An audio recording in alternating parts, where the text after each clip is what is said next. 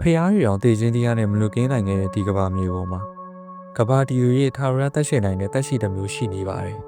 ။အဲ့ဟာကတော့ Immortal Jellyfish လို့ခေါ်တဲ့ထာဝရသက်ရှင်နိုင်တဲ့ jelly ၅မျိုးစိတ်ဖြစ်ပါတယ်။သူ့ရဲ့သိပ္ပံနာမည်က Thoraitoxid donii ဖြစ်ပြီးသူ့ရဲ့ DNA program ကိုနောက်ဖယ်ရှင်းနိုင်စွမ်းရှိတဲ့တစ်ခုတည်းသောမျိုးစိတ်ဖြစ်ပါတယ်။သူဟာဘယ်လိုလုပ်ထာဝရသက်ရှင်နိုင်တာလဲဆိုတော့နားလည်လွယ်အောင်ရှင်းပြပေးပါမယ်။လူတွေပါဝင်သက်ရှိအားလုံးကမွေးဖွားကြီးပြင်းပြီးအိုမီမီတည်ဆုံးကြရပါတယ်။ဒါဘာကြောင့်လဲဆိုရင်ပြုပြင်လို့မရတဲ့ DNA မှာကျွန်တော်တို့လူသားတွေကိုအချိန်ကြီးကြာလာတာနဲ့မျှအိုမင်းရှင်းရောက်လာပြီးတည်ဆုံးရမယ်ဆိုတဲ့ program တစ်ခုထည့်သွင်းထားတာလို့အလွယ်မဲ့ယူနိုင်ပါတယ်။ဒီjelly ငါကတော့အဲ့လိုမဟုတ်ပါဘူး။သူကိုယ်တိုင်လည်းကျွန်တော်တို့လိုပဲအသက်တွေကြီးပြီးအိုမင်းလာနိုင်ပါတယ်။ဒီသက်ရှိကတော့အိုမင်းလာတဲ့အခါအချိန်ကြာလေအိုမင်းလာလေဆိုတဲ့ DNA ရဲ့ program ကိုနောက်ပြန်လှန်နိုင်ဆိုင်ရှိပါတယ်။ DNA ကိုနောက်ပြန်လှန်လိုက်ခြင်းအပြင်သူတို့ရဲ့ DNA ကအိုမင်းရှင်းရောက်လာတဲ့ cell တွေကနေ